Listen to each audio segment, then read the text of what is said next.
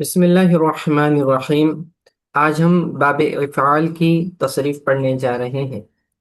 جیسے کہ میں نے بتایا تھا، ثلاثی مجرد کے ابواب ہم نے پڑھ لیے تھے 6۔ اب اس کے بعد ثلاثی مزید فیہ، یعنی وہ ابواب جس میں 3 حروف اصلیہ کے علاوہ ایک یا اس سے چند حروف زائدہ بھی ہوتے ہیں، ایکسٹرا حروف ہوتے ہیں، جس کی وجہ سے اسے ثلاثی مزید فیہ کا نام دیا جاتا ہے۔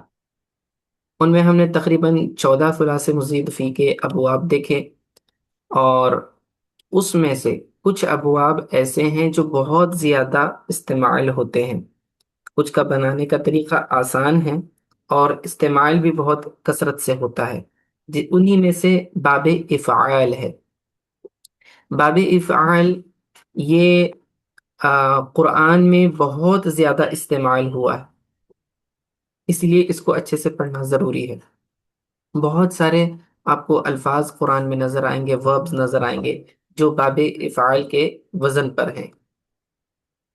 ٹھیک ہے، تو اب دیکھیے اس ٹیبل کے اندر سب سے پہلے میں نے یہاں پہ لکھا ہے باب کا نام باب افعال، اور اس کی ماضی، مضارع اور مصدر، یہ تینوں یہاں پر لکھے ہوئے ہیں، ان کا وزن کیا ہے۔ باب افعال کا ماضی افعل ہوتا ہے، اور اس کا مضارع یفعل، اور مصدر افعالا۔ ٹھیک ہے، یہ 3 چیزیں آپ نے اچھے سے یاد رکھنی ہیں۔ اب غور کرنے والی بات اس میں یہ ہے کہ فا عین لام، یہ 3 حروف اصلیہ ہیں جو آپ کو بلیک کلر میں نظر آ رہے ہیں۔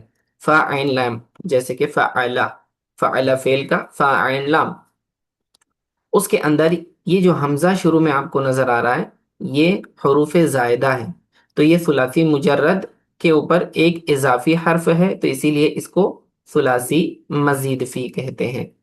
ٹھیک ہے، تو کسی بھی کلمے کا جب آپ باب تلاش کرتے ہیں، ٹھیک ہے، تو اس کے اندر حروف اصلیہ اور حروف زائدہ اس کے ماضی کے صیغے سے آپ نے نکالنا ہے، باقی مضارع اور مصدر سے نہیں، صرف ماضی کا جو صیغہ ہوتا ہے اسی میں سے حروف اصلیہ اور حروف زائدہ کی پہچان ہوتی ہے۔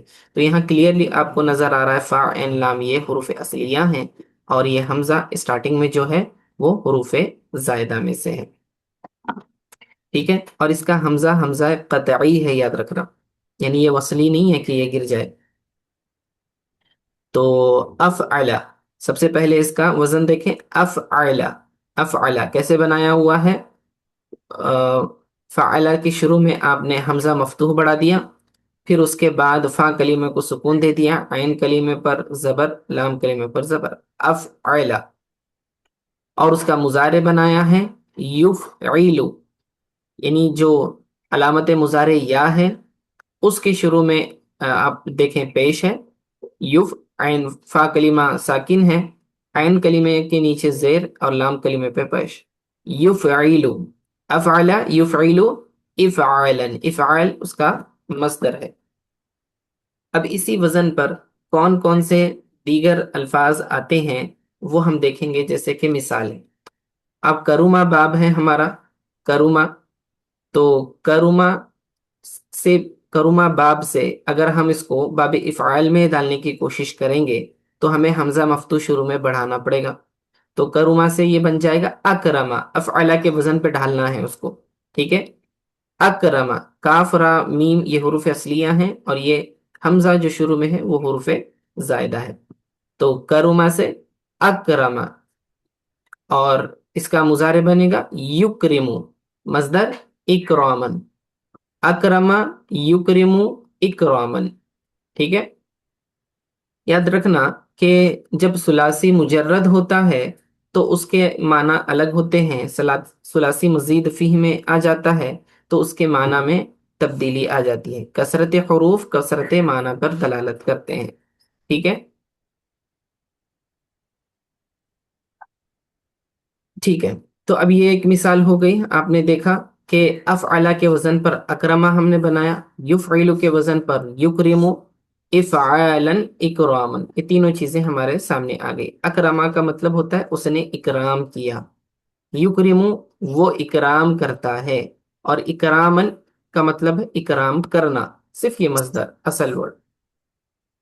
اب ایک اور بات، ہر باب کی اپنی خصوصیات ہوتی ہیں، ٹھیک ہے، اور وہ خصوصیات کی وجہ سے اس کے معنی پر بھی اس کا اثر پڑتا ہے۔ تو ابھی تو ہم دیکھ رہے ہیں باب افعال۔ باب افعال کی خصوصیات میں سے یہ ہے کہ یہ فعل لازم کو فعل متعدی میں کنورٹ کر دیتا ہے، ٹھیک ہے، کیا کرتا ہے؟ فعل لازم کو فعل متعدی میں کنورٹ کر دیتا ہے۔ تو کروما، جیسے کہ، جی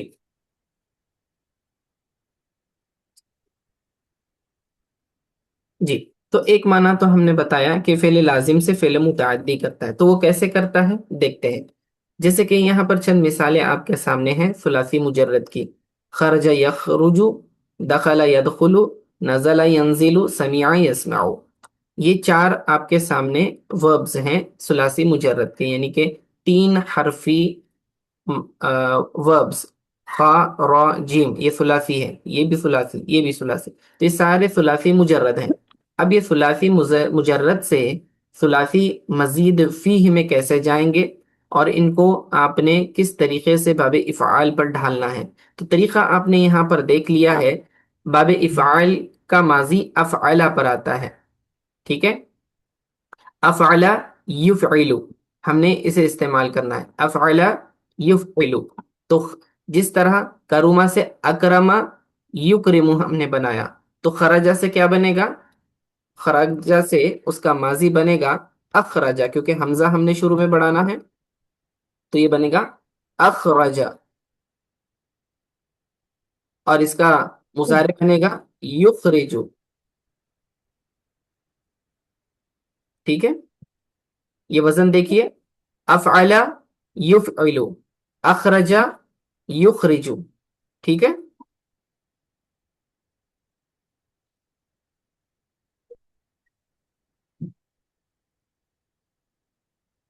جی، افعلا یفعلو کے وزن پر اخرجا یخرجو ہمارا بن گیا۔ اب میں نے آپ کو یہ کہا کہ جب کبھی آپ باب افعال میں لاتے ہیں تو باب افعال کی خصوصیت یہ ہے کہ یہ لازم کو متعدی بنا دیتا ہے۔ فعل لازم کا معنی وہ فعل کہ جس میں فعل کا اثر براہ راست فاعل کے اوپر پڑتا ہے، ٹھیک ہے، اور اسے مفعول کی ضرورت نہیں ہوتی۔ خرجا، خرج الولد، لڑکا نکلا، خرج الولد، لڑکا نکلا، یخرج الولد، لڑکا نکلتا ہے، ٹھیک ہے۔ تو اب یہاں پر یہ فعل لازم ہے کیونکہ نکلنے میں ولد کسی کا محتاج نہیں ہے، لڑکا نکلا، تو یہاں مفعول کی ضرورت نہیں پڑی، تو فعل کا براہ راست اثر اس کے فاعل پر پڑ رہا ہے، اسی لیے یہ فعل لازم ہے۔ لیکن جیسے ہی یہ باب افعال کے اندر آ جاتا ہے تو اب یہ خراجہ سے اخرجہ بن گیا، تو فعل لازم سے فعل متعدی بن جائے گا، یعنی اب اس کا فعل کا اثر فاعل پر نہیں بلکہ مفعول پر پڑے گا، ٹھیک ہے۔ اور اخرجہ کا مطلب ہوتا ہے نکالنا، خرجہ کا مطلب ہوتا ہے خود نکلنا، ٹھیک ہے، جیسے کہ مسجد سے باہر نکلنا، تو یہ خود نکلنا کہلائے گا۔ ایک ہے نکالنا کہ کوئی دوسرا جو ہے اس کو نکال دے، تو اخرجہ کا مطلب ہے نکالنا، اس نے نکالا، یہ ماضی کا صیغہ ہے تو ماضی والا ترجمہ کریں گے، اخرجہ اس نے نکالا، یخرجو وہ نکالتا ہے۔ اب دیکھیے، اخرجہ اس نے نکالا، تو نکالنے والا تو فاعل ہے، ٹھیک ہے، اور جسے نکالا گیا ہے وہ اس کا مفعول ہے، ٹھیک ہے نا۔ تو اب یہاں پر یہ متعدی بن گیا، یہ فعل اب کیا بن گیا؟ متعدی بن گیا، ٹھیک ہے۔ اخرجہ یخرجو، خرجہ کا مطلب وہ نکلا، اخرجہ کا مطلب اس نے نکالا۔ اب دوسری مثال دیکھیں، دخلا کی، دخلا کا معنی ہے وہ داخل ہوا، یدخلو وہ داخل ہوتا ہے، ٹھیک ہے۔ اب دخلا کو آپ نے باب افعال سے لانا ہے تو کیا کرنا پڑے گا؟ دخلا کو افعلا یفعلو کے وزن پہ لانا ہے، تو دخلا سے کیا بنے گا؟ ادخلا، अदखला युदखिलु, युदखिलु, ठीक है।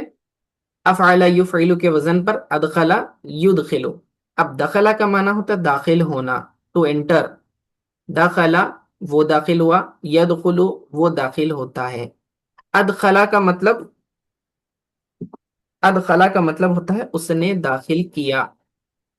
क्या मतलब होता है? उसने दाखिल किया। अब देखें, दखला में तो वो खुद दाखिल हो रहा था, ठीक है, तो ये तो फेल लाजिम था।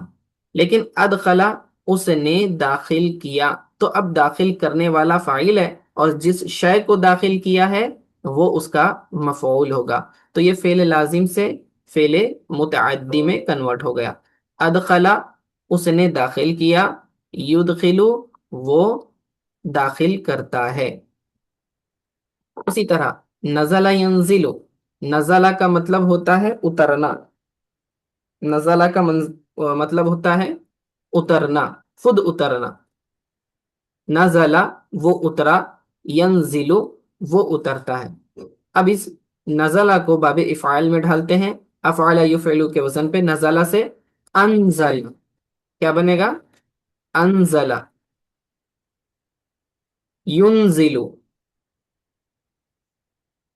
युनजिलु, अनजला, युनजिलु, ठीक है। तो यहां आपने देखा कि नज़ला का मतलब था खुद उतरना, वो उतरा, यंजिलु वो उतरता है। अनजला उतारा, उसने उतारा। अनजला का माना उसने उतारा, यानी कि उतारने वाला अलग आदमी है और जिस शय को उतारा गया है वो डिफरेंट है, ठीक है। अनजला युनजिलु, ठीक है। उसी तरह अब इन जो तीन मिसालें हमने देखी हैं, ये सबसे पहले हम क्या करते हैं, इनको जुमलों में इस्तेमाल करते हैं ताकि माना हमें ज्यादा बेहतर तरीके से समझ में आए। खरजल वलदु, लड़का निकला। खरजल वलदु मिनल बैती, लड़का घर से निकला, ठीक है। यखरुजुल वलदु मिनल बैती, लड़का घर से निकलता है। अखरजा, अब मैं कहता हूं अखरजल वलदु, लड़के ने निकाला, अलयदा हाथ को, या फिर यूं कहें यदहु। अखरजल वलदु यदहु मिनल जैबी, लड़के ने अपना हाथ जेब से निकाला। लड़के ने अपना हाथ जेब से निकाला। तो देखिए यहां पर अखरजा में निकालना मतलब होता है, खरजा में निकलना, दोनों में फर्क है। निकालना तो निकालने वाला फाइल, और जिसे निकाला गया यानी कि हाथ को उसने जेब से निकाला तो वो उसका मफऊल बनेगा। तो ये फेले मुतअद्दी है, ठीक है। दखला यदखुलु, दखला वो दाखिल हुआ। दखलल वलदुल मस्जिदा, दखला दाखिल हुआ, अल वलदु लड़का, अल मस्जिदा मस्जिद में, लड़का मस्जिद में दाखिल हुआ। अदखला, अब उसका माना देखें। अदखला अल वलदु यदहु फी फी जैबी, लड़के ने अपना हाथ जेब में दाखिल किया। अदखला उसने दाखिल किया, किसको? अदखला अल वलदु, लड़के ने क्या दाखिल किया? हाथ। अदखला अल वलदु यदहु, उसके हाथ को कहा? फी जैबी, फिल जैबी, उसने जेब में दाखिल किया। उसी तरह नजला, नजला का मतलब होता है उतरना। अब मिसाल ले लेते हैं, नजला अल जिब्रीलु, के जिब्रील नाजिल हुए, ठीक है। नजला जिब्रील, अभी देखें, नजला जिब्रीलु, जिब्रील नाजिल हुए, और यहाँ अनजला, अनजला है तो अनजलल्लाहु जिब्रीला, अल्लाह ने जिब्रील को नाजिल किया यानी जिब्रील को उतारा। या फिर अनजलल्लाहुल कुरआना, اللہ تعالیٰ نے قرآن کو نازل کیا. تو دیکھیں نزلہ میں ہوتا ہے خود اترنا، انزلہ میں ہوتا ہے اتارنا. ٹھیک ہے، انزل اللہ القرآن، اللہ نے قرآن کو اتارا.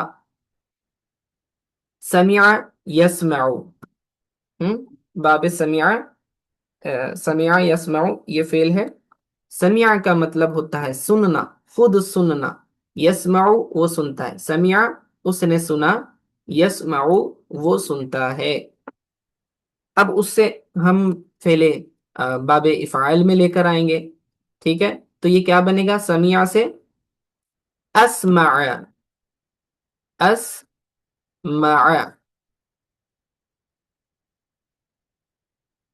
افعل کے وزن اسمع، یسمع، یسمع. ٹھیک ہے. ہم سمع اس نے سنا، سمع صوتن اس نے آواز سنی، سمع صوتن اس نے آواز سنی، یسمع صوتن وہ آواز سنتا ہے. اب اس کو باب افعال میں آپ لے کر آ رہے ہیں، تو اب یہ معنی متعدی والا ہو جائے گا. یہاں اسمع کا معنی ہوگا سنانا، یعنی کسی دوسرے کو سنانا. غور کرنے والی بات یہاں یہ ہے کہ یہ جو سمیع لفظ ہے یہ آلریڈی فعل متعدی ہے، برابر، یہ آلریڈی فعل متعدی ہے. کیونکہ سمیع کیا کہتا ہے کہ سمیع الولد صوتن، لڑکے نے آواز سنی، تو سننے والا لڑکا ہے اور جسے وہ سن رہا ہے وہ آواز ہے. تو یہاں تو آلریڈی ایک مفعول ہے جو آلریڈی ایک مفعول رکھتا ہے. اگر آپ اس کو ثلاثی مزید فی میں باب افعال میں لے کر آئیں گے تو پھر اس کا امپیکٹ کیا ہوگا؟ کیونکہ اب تک ہم کیا دیکھ رہے تھے کہ فعل لازم کو فعل متعدی بنا رہا تھا، تو یہ آلریڈی متعدی ہے. سمع فعل ہوا، الولد فاعل ہے، اور صوت یہ کیا ہے؟ مفعول ہے. تو مفعول تو آلریڈی ہے، تو جہاں مفعول ہوگا وہ تو فعل متعدی ہوگا. تو جب یہ باب افعال میں آئے گا تو اس پر کیا فرق پڑے گا؟ تو یاد رکھنا، اگر کوئی فعل آلریڈی فعل متعدی ہے تو وہ متعدی در متعدی بن جاتا ہے. مطلب یہ کہ اس کے ایک مفعول میں مزید اضافہ ہو جاتا ہے. ٹھیک ہے، ایک مزید اضافہ ہو جاتا ہے مفعول میں، یعنی ایک مفعول تھا تو اب دو مفعول ہو جائیں گے. تو سمع میں کیا تھا؟ سمع الولد صوتن، لڑکے نے آواز سنائی، لڑکے نے آواز سنی. یہاں پر جو ہے صوت ایک مفعول تھا. اب اسمع کا مطلب ہوتا ہے سنانا. اسمع الولد الدرس، جی اسمع سنایا، اسمع کا مطلب اس نے سنایا. کس نے سنایا؟ اسمع الولد لڑکے نے. کیا چیز سنائی؟ الدرس. ٹھیک ہے، کس کو سنایا؟ استاد کو، للاستاذ، استاذ کو سنایا. ٹھیک ہے، تو اسمع الولد لڑکے نے سنایا، درس سنایا، کس کو سنایا؟ استاد کو سنایا. تو دیکھیں یہاں پر دو مفعول آ گئے، ایک تو آ گیا درس، دوسرا ہے استاد. اسمع لڑکے نے سنایا، کیا سنایا؟ درس سنایا، کس کو سنایا؟ استاد کو سنایا. ٹھیک ہے، تو یہاں پہلے ایک مفعول تھا سمع میں، اب یہاں پر دو مفعول ہو گئے. اس کو متعدی در متعدی کہتے ہیں. یسمع اس کا مضارع ہے، وہ سناتا ہے. ٹھیک ہے، وہ سناتا ہے یا سنائے گا. تو خلاصہ کلام یہ کہ باب افعال کا ماضی افعل اور اس کا مضارع یفعل پر آتا ہے. اب یہ جو ابواب کے نام ہوتے ہیں جیسے کہ افعال لکھا ہوتا ہے، یہ آلریڈی ان کا مصدر بتا رہے ہوتے ہیں. باب کا نام مصدر کی بنیاد پر ہوتا ہے، باب کا نام مصدر کی بنیاد پر ہوتا ہے. اور باب کا جو حروف اصلیہ اور حروف زائدہ کی پہچان ہے وہ ماضی کے صیغے سے ہوتی ہے. ہمیشہ یہ دو چیزیں آپ نے اچھی طریقے سے یاد رکھنی ہے. نمبر ایک کہ باب کا جو نام ہوتا ہے وہی مصدر ہوتا ہے، تو دیکھو باب افعال یہاں پہ بھی افعال پورا جیسا کا ویسا ہے، آخر میں الف کیوں دکھایا جا رہا ہے یہاں پر؟ تو یہ رسم الخط کا طریقہ ہوتا ہے کہ جب کسی کلمے پر آخر میں دو زبر ہوں تو ایک الف کا اضافہ کر دیا جاتا ہے، یہ بتلانے کے لیے کہ یہ منصوب ہے، ٹھیک ہے؟ اس کا حروف اصلیہ زائدہ سے کوئی تعلق نہیں ہے، آخر میں جو الف نظر آ رہا ہے یہ کسی بھی کلمے پر آ سکتا ہے جو بھی کلمہ منصوب ہوتا ہے، کیونکہ پہلے جو ہے ان پر اعراب نہیں تھے، جب اعراب یعنی کہ زیر زبر پیش ڈیرائیو نہیں تھے تو اس کو انڈیکیٹ کرنے کے لیے الف لکھا جاتا، اور آج تک بھی الف ہی لکھا جاتا ہے یہ بتلانے کے لیے کہ یہ کلمہ منصوب ہے، ٹھیک ہے؟ تو یہاں پر اصل حروف اتنے ہی ہیں باب افعال کے، افعال یہاں افعالن جیسے کہ ویسے ہیں، تو یہ باب کا نام مصدر کی بنیاد پر ہوتا ہے، اور باب کی پہچان حروف اصلیہ اور زائدہ کی اس کے ماضی کے صیغے سے ہوتی ہے، ٹھیک ہے؟ تو امید ہے آپ سمجھ چکے ہوں گے قرآن کے اندر باب افعال بہت زیادہ استعمال ہوا ہے۔ یہ جو میں نے ابھی آپ کو بتلایا کہ یہ فعل لازم کو فعل متعدی میں کنورٹ کر دیتا ہے، یہ اس باب کی خصوصیت ہے۔ ایک باب کی کئی خصوصیات ہو سکتی ہیں، ایک سے زیادہ خصوصیات ہو سکتی ہیں، تو ان میں سے صرف میں نے آپ کو ایک خصوصیت بنائی، یعنی کہ تعدیہ، لازم کو متعدی بنا دینا۔ اسی طرح اس کی مزید خصوصیات ہیں، ٹھیک ہے؟ اس کی اور بھی خصوصیت ہے، ہم ایک اور ورب لے لیتے ہیں، زرع، زرع زراعت کرنا، کھیتی کرنا، یزرعو، زرع یزرعو، اس ثلاثی مجرد میں اس طرح آتا ہے، کھیتی کرنا، لیکن اب یہ باب افعال میں جائے گا تو اس کی خصوصیت بدل جائے گی، اب یہ جو ہے قطع ماخذ یعنی یہ مدلول یا اس کا جو ہوتا ہے کسی شے کو کاٹنا مراد ہوگا، یہ دوسری خصوصیت ہے قطع ماخذ۔ پہلی خصوصیت باب افعال کی کیا تھی کہ لازم کو متعدی میں کنورٹ کرتا ہے، یہ ایک خصوصیت ہے۔ دوسری خصوصیت کیا ہے کہ یہ کیا کرتا ہے، کاٹنے کا معنی داخل کر دیتا ہے، کسی شے کو کاٹنا، مدلول کو کاٹنا، ٹھیک ہے؟ تو زرع کا معنی ہوتا ہے کھیتی کرنا، لیکن افعل یفعل، ازرع یزرع، ازرع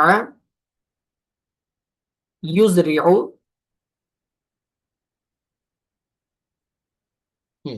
اب یہاں پر معنی کیا ہو جائے گا، ازرع کا مطلب ہوتا ہے کھیتی کاٹنا، زرع کا معنی تھا کھیتی کرنا، ازرع کا معنی ہو گیا کھیتی کو کاٹنا۔ ازرع زید اگر میں کہوں تو مطلب ہوگا زید نے کھیتی کو کاٹا، کھیتی کاٹنا مراد ہو گیا۔ تو دیکھو یہاں قطع ماخذ والی صفت آ گئی ہے، قطع ماخذ یعنی کہ یہ جو فعل جس چیز پر دلالت کر رہا ہے اس چیز کو کاٹنا مراد ہوگا۔ تو زرع کھیتی کرنا، جب آدمی کھیتی کرے گا تو کھیتی اگے گی، تو یہ اس کا مدلول ہوا۔ اور ازرع کا معنی ہوتا ہے ماخذ کو کاٹنا، تو یہ کھیتی کو کاٹنا مراد ہوگا۔ تو ازرع زید، زید نے کھیتی کو کاٹا، ٹھیک ہے؟ یہ ایک خصوصیت ہے اس کی قطع ماخذ۔ اسی طرح ایتاء ماخذ یہ بھی ایک خصوصیت ہے، یعنی کسی کو ماخذ دینا، یعنی جو فعل جس چیز پر دلالت کر رہا ہے وہ کسی کو دے دینا، عطا کرنا، تو ایتاء ماخذ کہتے ہیں۔ مثال اس کے لے لیتے ہیں،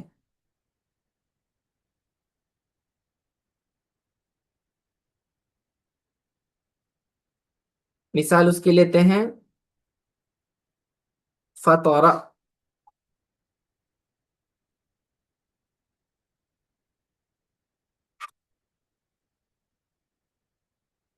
ٹھیک ہے؟ فطر،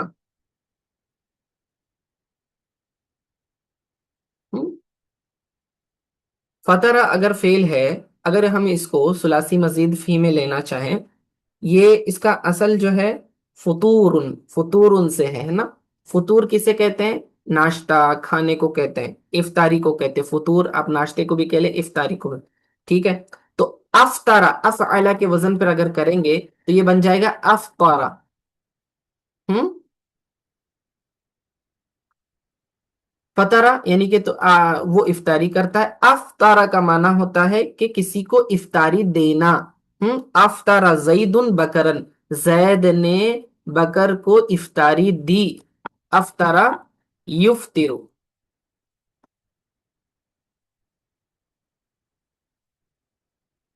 افطارہ یفطر بنے گا. ٹھیک ہے. فطرہ یفطر،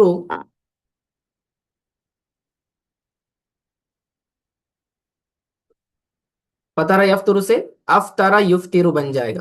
اب یہاں کیا ہو رہا تھا؟ خود افطار کرنا یا ناشتہ کرنا. افطارہ کا مطلب کسی کو افطاری دینا.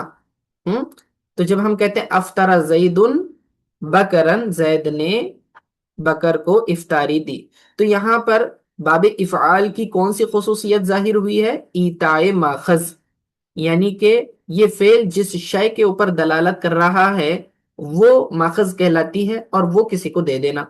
تو یہ فطر، افطار کرنا کس چیز پر دلالت کر رہا ہے؟ فطور پر دلالت کر رہا ہے. فطور یعنی کھانے کی جو چیز ہوتی ہے، تو اس فطور کو کسی کو دے دینا، یہ مراد ہے یہاں پر. تو تین خصوصیات ہم نے دیکھی. ایسے ہی ہم اہم اہم خصوصیات، ایک سے زیادہ، بعض اوقات تو زیادہ خصوصیات ہوتی ہیں، 7 8 بھی خصوصیات ہو جاتی ہیں کسی باب کی، لیکن ہم تین اہم اہم خصوصیات دیکھ رہے ہیں تاکہ یاد رکھنے میں آسانی ہو. تو ہم نے تین خصوصیت دیکھی. نمبر 1 تعدی، یعنی کہ فعل لازم کو متعدی بنانا. نمبر 2 جو ہے قطع ماخذ، یعنی ماخذ کا کاٹنا، کسی شے کے اندر کاٹنے کا معنی پیدا ہو جائے گا. اور نمبر 3 ایتاء ماخذ، کسی کو وہ ماخذ دینا. ٹھیک ہے. افطارہ یفطر کے اندر جیسے کہ افطاری دینا مراد ہے. تو یہ تو باب افعال کی خصوصیات تھی. آپ نے کرنا کیا ہے کہ باب افعال کا ماضی، مضارع اور مصدر، یہ تین چیزیں آپ نے اہم یاد کر لینی ہے. ٹھیک ہے. پھر جب ہم قرآن پڑھیں گے تو اس کے اندر ہم باب افعال کو تلاش کریں گے اور اس کی مثالیں ہم دیکھتے جائیں گے. جیسے کہ ارسل یرسلو ارسالن کون سے باب سے آئے گا؟ باب افعال سے. کیوں؟ کیونکہ دیکھیں افعل یفعل افعالن کے وزن پہ. ارسل یرسلو ارسالن. ارسل اللہ رسولن، اللہ نے رسول کو بھیجا. جی، اللہ نے رسول کو بھیجا. تو دیکھیں ارسل هو الذی ارسل رسولا، کہ وہی ذات ہے جس نے رسول کو بھیجا. تو یہ آپ کو نظر آئے گا. انزل اللہ القرآن، اللہ تعالیٰ نے قرآن کو نازل کیا. وَأَنزَلَ مِنَ السَّمَاءِ مَاءً، ٹھیک ہے. انزلہ، اس نے نازل کیا، من السماء، آسمان سے. کیا چیز نازل کی؟ ماء، پانی کو نازل کیا. تو دیکھو انزلہ کا معنی ہے اتارنا. ٹھیک ہے. تو انزل اللہ، یا پھر هو الذی، اس میں موصول اگر استعمال کریں گے تو هو الذی انزل من السماء ماء، کہ وہی ہے جس نے آسمان سے پانی کو اتارا. ٹھیک ہے. تو تین خصوصیات ہم نے باب افعال کی پڑھی. نمبر 1 تعدی، یعنی فعل لازم کو متعدی میں کنورٹ کر دینا. نمبر 2 قطع ماخذ، یعنی کہ جو فعل جس شے پر دلالت کر رہا ہے اس کو کاٹ دینا، جیسے کہ زرع سے ازرع، ازرع زید، زید نے کھیتی کاٹی. اسی طرح تیسری صفت ہم نے دیکھی، تیسری خصوصیت اس باب کی ایتاء ماخذ، کسی کو ماخذ دینا. افطر زید بکرن، کہ زید نے بکر کو افطاری دی. چلیے یہیں پہ روکتے ہیں، اسی طرح ہم باقی دیگر افعال کو بھی ڈیپتھ میں پڑھتے جائیں گے، اور آپ نے ان ابواب کی ماضی، مضارع اور مصدر کو اچھے سے یاد کرنا ہے.